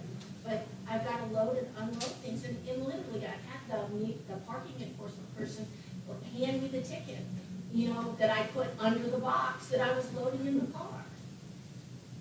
Yeah, unfortunately, you're reparking in the same block face, which But is I'm the a word. business, I'm like, okay, well, then what? Well, but she Here's has what no I'm gonna idea if you encourage come you to back. do. I'm gonna go right back to the business thing and say, screw it. Take away those 5 spaces, paint them, and I'll go park in my unloading zone. And the reason I was trying not to do that was because customers use that, but you're gonna force me to do that. If you're unloading and loading, I understand what you're talking about. I do, I get that. But again, a lot of people unload and leave parked, and that's the problem. So it's not just, and again, she's not watching for 3 hours straight to see you're there. That's why the ordinance is written the way it is, in the same block face. So when it starts, and you have the 3-hour window, and that's it.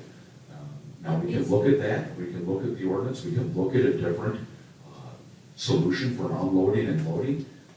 Give the business owners that don't have loading and unloading, unloading tax.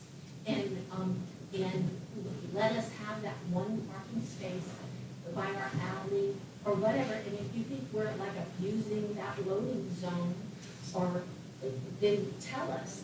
But, I can't be the only one that's having that problem. I can't be the only one that's on business. You have that problem? And they're nasty as hell about it. I'm like, I would never give another dime to the open police outing again. Yeah, I understand that, but keep in mind, and I'm not defending them, but I will tell you that we do hear it all, and a lot of it is untrue, right, of what people tell us. And sometimes the people's behaviors also are inappropriate to law enforcement. No, I mean, the people I hear it from, maybe me, I never, but I have never done, I didn't accuse you of that, I'm just telling you that sometimes that's how it I'm happens. getting close, because I know them by name. You know, I'm loading and unloading, I'm sorry we make too much garbage. I don't understand why I can't load and unload. I will go tomorrow and request my loading zone. Well, I think the whole purpose of this meeting is to get feedback, and we can look at all of the issues that were brought up. And we could look at trying to do maybe a temporary way that when you're loading and unzoning, that you could put some cones up or something, and we could. Julie, didn't you tell me they parked to get you in your loading zone? I've got two in behind my business. In my van that has my business name on it. And I got ticketed. And I got ticketed, I was told, because my doors were open, that I didn't have my flashers. Well, So then I put my flashers on. I remember, because I remember you coming and talking to you, because of the issue is, you had someone constantly complaining about you parking there. So that was a whole other issue. And I'm in and out 6 times a day. Right. Same thing, I gotta put stuff in my van, take stuff out of my van. And after we had our conversation, have you received another citation? No, but I put my flashers on. And sometimes that works, right? So. But that's. I didn't even know that was a thing, just park where you can put the flag. Well, I wouldn't say get you out of tickets, but this situation is unique. But again, we can look at the other situations as far as that. One of the point I made earlier on Court Street is a situation very similar with loading and unloading in a regular manner. And that's dealing with, obviously, the dog, said, the dog wasn't dry or wet, whatever the case is, but that's the situation that I was looking at and talking about specifically. Yes, Carol? I'm sorry, Peter. You're not complaining, you're We're fine. just talking about walking on the streets. I know the business owner is responsible for shoveling. But there's some areas, like the intersections, like when you walk out into the sidewalk, and those aren't shoveled. We try to shovel ours, but can we get the street shoveled so that people can walk? Well, I'm dealing with the parking right now. I can tell you what, I understand. If you want to, we can talk about that as well and address that, because again, if this permit system works, and this is what's decided, there's going to be obviously some planning as well about cleaning lots, making sure that they're open when that happens, because that will be the next situation that could take place. Yes, ma'am.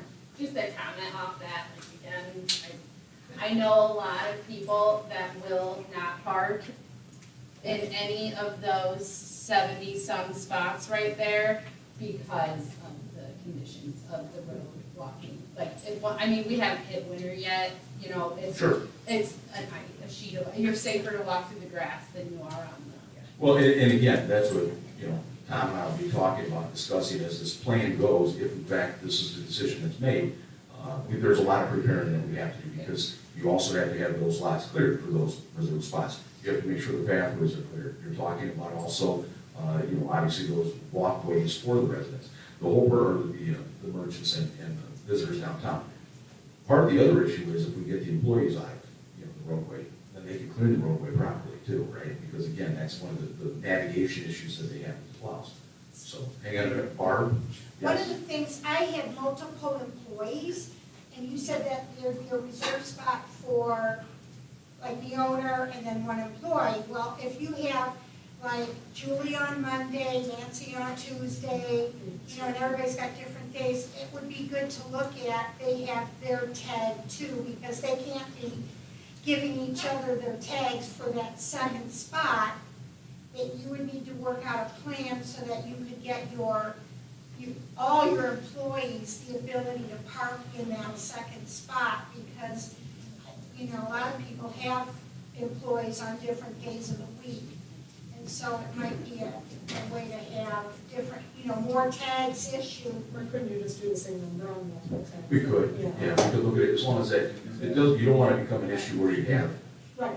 I'm gonna give you 10 tags and they're just No, random. you would have to right? Because then all of a sudden, all your employees show up to work the same day and nobody else has any Yeah, parking. no, But you would it have be to simple. register your employee and they would have their tag Yes. registered. But I was just saying, you might have multiple employees on different days that could use Sure. that space, but they wouldn't have the tag, and they can't be doing tag sharing. They have to have their own thing. And then just to remind everybody, we worked real hard to get that upper lot, behind the circus lights, you know. We worked real hard to get the high school students out of there. Correct. And so, you know, more enforcement, you know, we're starting to see some high school students in there, and the lot's empty a lot.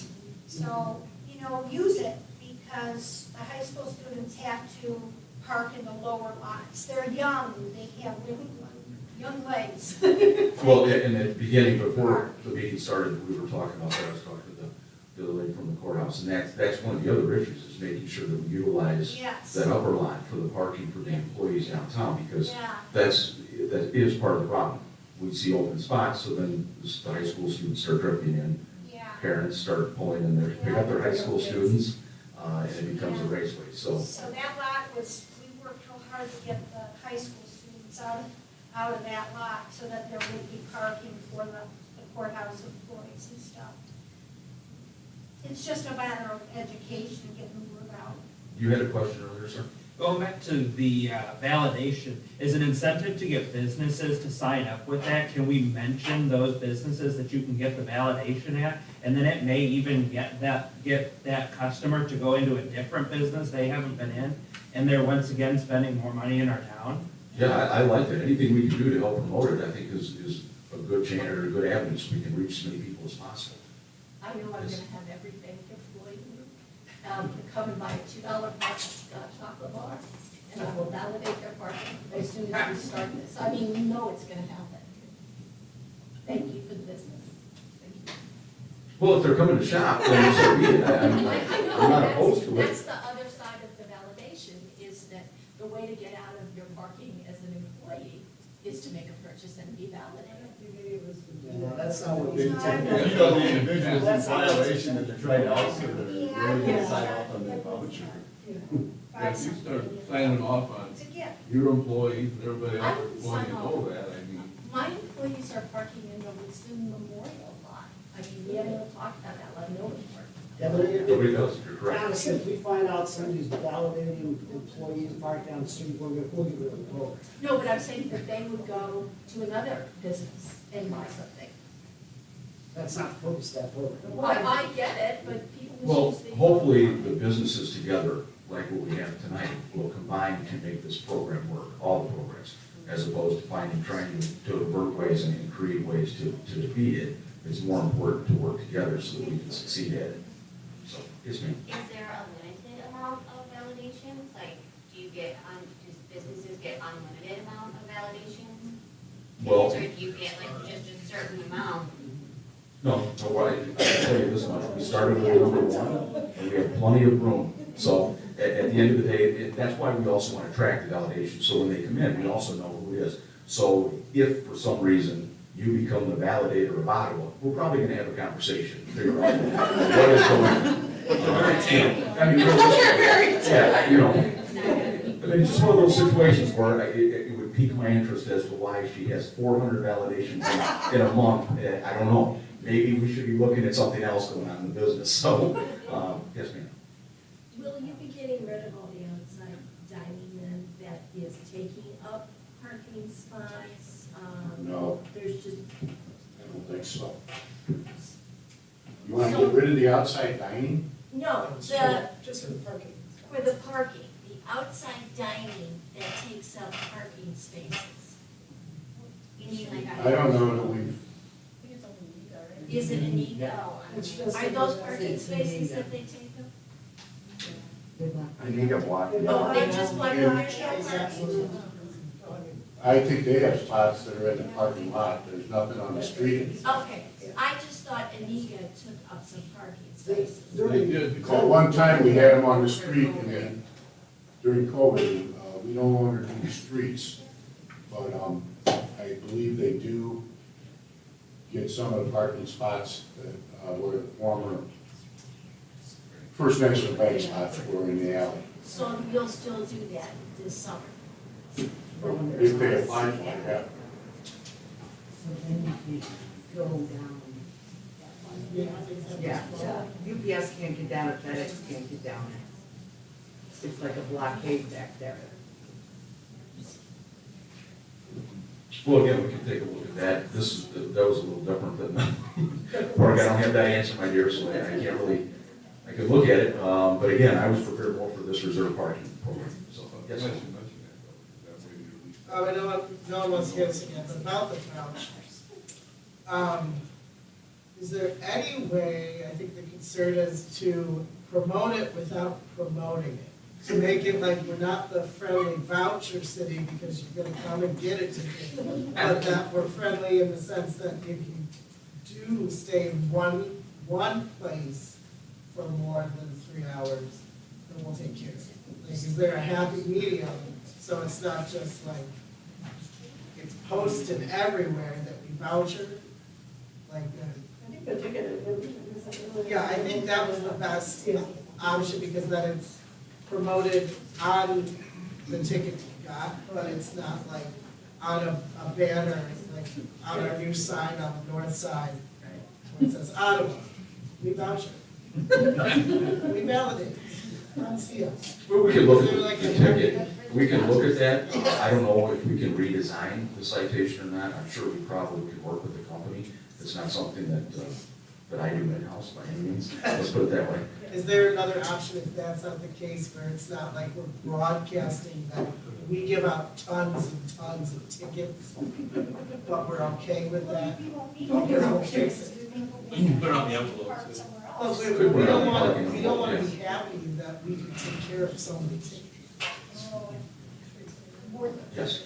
The suggestion that I made is kind of like going to Wendy's and getting your spicy chicken sandwich, your large fries, your baked potato, and on the back of it, it says, hey, if you'd like a free chicken sandwich, hey, please call this survey line. It's kind of the same thing. It's like, if you buy something for free, you have the opportunity to do it, you have to take the initiative. Right. If to violate something. Okay, as far as so really it's a two-part. The lots, as they stand, so if you're gonna give people spaces in these lots. Yes. And those will be designated for employees of certain businesses. The businesses will hold no responsibility for cleaning those spaces, right? That will still be a city. It's still the city line. Okay. Right. So. Okay. And with that being said, downtown, for like those parallel parking spots are, I know gonna be a problem, they're probably gonna be, so I mean, let's be honest about it, because that's really gonna be a problem if that's what people are trying to park. Because if they don't get plowed all the way in, you wind up with trucks in the middle of that third lane. And if there's a semi in 3 lanes of traffic, you end up in a real bad situation real fast from there. So I think that's the only real concern with, otherwise I think so far, like, there's a lot of good ideas tonight. That's my only, as like somebody who is downtown and has a business, that's my only real concern. For you guys is. Make sure that we properly get them on, yes, I would agree. I think that's, and again, if this is where the direction we go, there has to be some pre-planning with that. Right. And quite honestly, it's gonna be a lot, because these employees are gonna get there, so it's kind of a double-edged. Yes, ma'am. Going along with that, having a large private parking lot in downtown, I'm from Ottawa Funeral Home. If people are parking in these lots, that's an easy spot for them to park currently. And the street parking is a little more difficult, sometimes it's not clear. Is that gonna drive people parking further up into our parking lot? Because ours is a private parking lot compared to these city lots. Well, you have a lot of people that park there anyhow and utilize your lot on a regular basis, which Right. I think you've been very, very decent with. So, and that is a possibility, and it may just be signage posted that this is a private lot. You know, most people from the area, most of the employees in the downtown area are familiar with that already. So the people that you have to be concerned with are the people that are actually shopping or, you know, hopefully coming down here. And those are the people that are gonna be parked on the street though, is those people coming to visit. Sure. So they're gonna try to find the easiest place they can park, and that may be my lot. I don't know many people that love to pull into a funeral home. I mean, I don't want to discourage it, but in the same sense, you know, I'm waiting, I'm not gonna go there early, let's put it that way. I can't wait for you to validate. But I do agree, it may take some, you know, signage on your end that this is a private parking lot, you know. I know you guys have been decent, especially with the school and people coming there, and not creating that problem, so we appreciate that because it does alleviate a lot of traffic congestion, you know, with the school there, so. Yes, ma'am. I'm hoping that what you do with the bank employees, wherever you send them to park, it doesn't mess up tenant parking. And the reason, and I know we kind of say tenant parking like, oh, who cares? But if you're looking for people to come develop downtown, to restore a building downtown, and put in residential upstairs, in that, which I thought we were looking for multi-use facilities to round out our downtown. Unless you can get a decent rent, have a nice apartment, and have a decent place to park, we're not gonna attract those people. I know from Hank and my perspective, the old mayor said we get 5 dedicated parking spots. And that was attractive because we could have a higher rent and cover the cost of the rehab better. What I've got now is tenants who play parking roulette, and park in a dark parking lot, park with the drag racers, on Memorial Drive, you know, get their cars keyed in the city lots, get your hands sitting on them. And so I would say tenant parking, if you're looking to have anybody develop a building and put residential, you've got to take care of them for their residents, for tenant parking. Otherwise, you know, if we would have known parking was the way it was now, we would have taken 2 nice apartments, divided them into 4 craft apartments, and let people fend for themselves in the back. And that would have been a wiser business move. And I don't think you want people making that business decision with their renovations on downtown buildings. Like I said earlier in this talk, this was about the downtown businesses in C4, moving to C5, and then we were gonna talk about the downtown residents as far as that goes. So that's all part of it. It's in part of the plan. The residents are in C4. You know, the residents are living in C4. I realize that, but the business owners are the primary responsibility that we're looking at right now. The business and getting the employees. The building is my business. The rent is my business. You know, as a landlord, I consider that all part of the business. That, you know, if I can't provide parking or at least provide cohesive parking instructions, that hurts my business. And I realize that, and that's where's one of the phases, which is what I discussed earlier. So we do have to first get the C4 group down with the employees, get that resolved, hopefully create the spaces in front of the businesses, and then move outward with it. So that's the whole plan. It's not something that's just gonna drop off to the wayside and only go with one. Yes. Rob Hasty, to kind of piggyback off what she was saying, and also I think Gina would say the same, with these changes that we've got, is there any, or that we're proposing, is there any talk about the alleys that are currently timed? Because in her situation, my buildings, Gina's buildings, we have an alley that has parking that's meant for public parking, but it's never used. All day long, it's completely empty. If you look at the map, you'll roll that back to there. That's one of the lots listed on there. Okay. So that is one of the reserve spot lots. So that is on there, and we did take that into consideration, so. Yeah, because that, I mean, that goes to what she's saying, that my residents, her residents, they have to park over, you know, and when they go home from work, it's still too early for the time, so they park across the street on the other side of Woodward Memorial, and then by the morning, all the things she's talking about, the beer And cans if and they're everything else. permitted to, a small business, then the tenant doesn't have to, a place to park, and you put a ton of money in your building, I put a ton of money in my building, and, you know, if you can't get, you know, like, okay, here, you can park here, if the parking is too convoluted, you know, park here before 5, except on the weekends, unless it's snowing, then you can park over here, but they don't really park over here, don't ignore that sign, because they ignore that sign.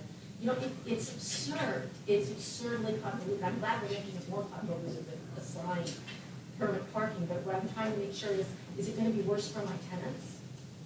And again, if you're talking about tenants that you're talking about behind there, or Rob's talking about, we can look at that. If it's better for the people there, the tenants, then we can utilize that as one of those. And again, not maybe issue so many reserve spots for that location until we get to that portion. So one of the things is making sure that with each block, or with each parking spot, that you're taking specific, which you've mentioned that you plan on doing, like, some will get 4, some will get 8. I know the hair salon that's on the east end, she's very particular that she has her spots and that my tenants aren't using that, and I try to help her with that. But once you get past the 2 handicaps and her 2 spots, the rest of that stays open all day long. Sure. And there would be enough for my staff, my tenants, Gina's staff, Caroline's staff, like all of them would fit within that area. And it would remediate all of Main Street for that matter. Yeah, and that might be something that we can work together on to make it flow, to wipe out a lot of those issues together and kind of, I don't want to say skip through and go to phase 3, but realistically, if it can draw that and close that portion out and resolve it, then it would make more sense to do so more in a clean swoop, right? So I think that's something that we can consider, especially running and changing into this program, if there's something like that that can be presented. And again, I use the example on Court Street because I'm familiar with the situation that a young lady has with her dog grooming business. So that's why we want to look at that specific of an issue and try to address that too for them and make it beneficial. That situation there, that simplifies it down and might kill 3 birds with 1 stone, right, by making it happen. Why do the judges get reserved parking? They have legs. Because they can put me in jail. No, that's an agreement I with the guess county. that's a question that everybody asks, but That- nobody asks. That's a question, well, that's a question that I think has gone around and quite honestly, I didn't know if it was a safety issue. there is a safety or- aspect of it that Yeah. is a concern for the judges. So, Okay. with a former judge sitting in this room, I'm sure she'd be able to tell you that. But again, Judge? you know, it's a situation to where, for the safety of those judges, and those spots may or may not be, to better allocate their needs. So, we're looking at that, and that was a conversation we had months ago, when this parking stuff started out, so. But I appreciate you asking, Bart. The honest answer is I do not want to go to jail. Thank you. Me either. Comments on the I really resident parking just queue asked. are good. That Absolutely. would probably work well into the RISE survey when they're doing that, because, you know, for the ones that I was always hearing about was, access to the 2nd and 3rd floor, but parking definitely be something that should be added into that survey. And I would like to add, with your comment, as far as the 2 versus 4, we would appreciate the 2 versus the 4, if it's just gonna be, something that's not considered, because it can draw in other problems for the police department. So, if you're increasing the value of your property, and obviously we want to work with you on that to prevent, some other problems that come along when you lessen the rent and you create issues, with property owners, so. I'm so sorry. One last about parking lots in general, especially the ones that by us, the one back in the street. You know, I know that, you know, employees are there after dark. Renters are there after dark. They're dark, very dark. Very poorly plowed. And I've actually been told by patrol officers we're just too busy to check out those lots. We've had keys back there, you know, like they know the car with the fin that drives back and forth by name, but they can't stop him from like speeding back and forth. I don't understand, I feel like you're gonna put people in these lots, they're, you know, a target for, you know, if your mom would say you shouldn't get out of your car there, then we're probably doing something wrong as a city, you know? And with a bunch of guys standing around their car, or if it's completely pitch black dark, or if, you know, people are hanging out after the bars back there, I don't think we can say, employees, you should park there, please, would you carry the cash bag out when you go? And that's kind of what you're asking. Well, we could look at the lighting, we could look at extra patrols, but again, we have usually about 4 officers on for the entire town, so I can't promise you that they can spend all night back there. Cameras do not prevent crimes, they're only evidentiary. You know, and it's a tough struggle, I understand that. Well, then maybe that we let people park where they want to park, with the afternoon shifts. Well, again, as long as they park within that time frame, and if it's 4 o'clock in the afternoon, they won't receive a citation if they're parked on the street for 3 hours.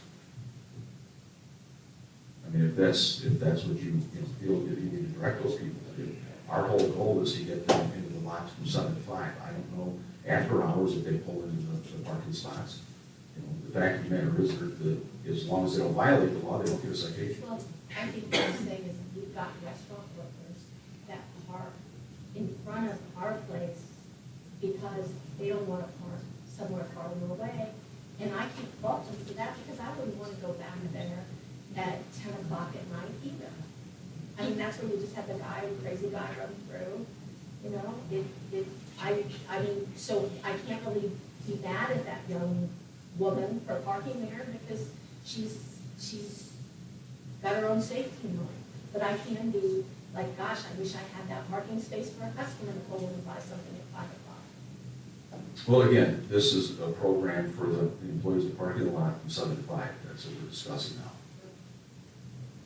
So, and if the resident thing works out, now, it seemed as if a few minutes ago you were for that location in the back, are you not, are you opposed to having your resident move back there? Well, that's my resident, but the person, like the situation I'm talking about is people working in restaurants. I mean, don't other people have people working in restaurants that park in, because you can park after 2, so you're like the evening shift in the restaurant. So you park in the downtown parking, 2 to 10, yeah, you're 2 to 10 at the restaurant, so you park downtown, so you don't have to walk a long walk out your car in the middle of the night. That happens all the time. I mean, that's where your good downtown commercial parking is going after 2 o'clock, right, restaurant workers, because you park there, so you don't have to walk back to the dark, scary lot. You know, that's, yeah, the women bartenders, so you're not really solving that problem. Well, I'm not gonna expand it to 7 to 10 p.m., the reserve spots, and keeping people off the street. I mean, we're not gonna expand the parking enforcement hours, if that's what you're asking. Well, no, I'm just saying that you're not really solving this problem. I mean, the afternoon, the big shopping time is from 11 to 5:30. You know, stopping somebody parking in the morning, let anybody who wants to park in the morning. Okay, well, unfortunately, we do have to work within the guidelines of what our parking enforcement is, so if you're asking for the expansion of those hours, we can consider that. Yes. Just 2 things. I'm someone that has received parking in snow route ticket before. Is that now if you don't get we call it Jordan block, I don't know what the term is, but if you don't get it plowed before 8 a.m., is that something that you can We will have, pass? we'll have to consider, right, because again, the whole purpose is to get people in there. So Right. that's one of the considerations that we're gonna have to take into account, is Just cleaning. snow routes. Yeah. And then, sorry, just one more. So I absolutely nothing against any type of events that you have in town. I literally thoroughly love them, like truly. Just wondering if we need to, I know that like, I think by week 2, I come from the south side every day to work, so I just literally pull under the bridge. By week 2, they had moved the blockade. Is that something that, are you? You're talking about the Chris Kringle Market? We'll Yeah, move that? well, it was Chris Kringle, and I think there was one other that they're like, I have to go, which I realize it's so petty and stupid to even ask, but if it's I not, come if the from the blockade south is side as not well, and I needed, like to use that as a. Monday term through for Friday, the if we don't have to put the blockade up just to get right underneath, I understand wanting to block the We'll upper. consider that. The Is that reason- something to consider? Yeah, and the reason that was initially blocked is because there were going to be some items that were set up there that obviously Yeah. wants you to turn into and get hurt. Of course, yeah. But again, we can consider that. Yeah, just, And it's gonna be a little different when you look at the reserved spots Monday through Friday, because again, that could be another whole other issue. Any other questions on parking? Yes. You made a comment that the judges' parking spaces might be moved. Do you have an idea of where you're thinking of moving them to? I can tell you that they've requested to go back onto Court Street for safety purposes. Does that mean that, how many parking spots do they take? I think they want to be real close to the tanning salon. It would probably be a close location to where they were before, and again, it's for How their many are there though? 6. Does that mean you can break up the sidewalk 6 spaces and put 6 spaces back there? That would be across the street, they requested on the west side of the road.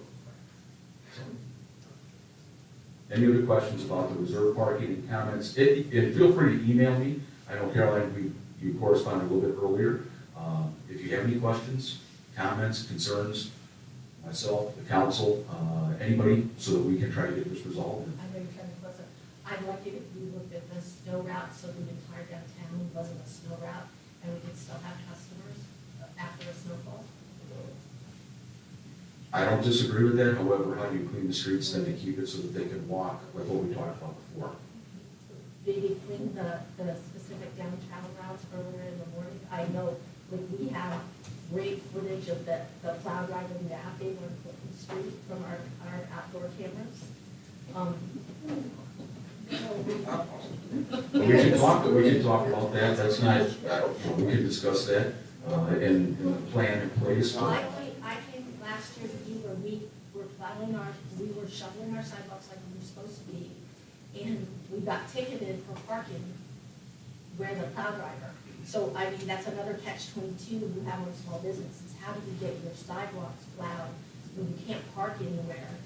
And then, you know, to your point, that like, okay, this lot is shut, but it's not really shut. It's really the one that's open. You know, I mean, the snowplow rules and the signage is a little like, oh, that's not really what we do, that's just what the sign says. Well, when the snow route took place, it was the excessive amount of snow, so that people had to get somewhere, and it was primarily the responsibility of the city to take care of the streets first. At that time, we didn't have a reserved lot, so like what we're talking about now, incorporated an additional thing to that problem.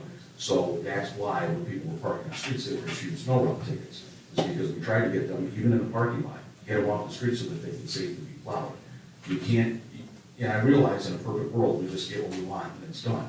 But unfortunately, They were perfect, in the situation I'm talking about, perfectly plowed, Clinton Street things, customers there, we were there, we helped dig the person out.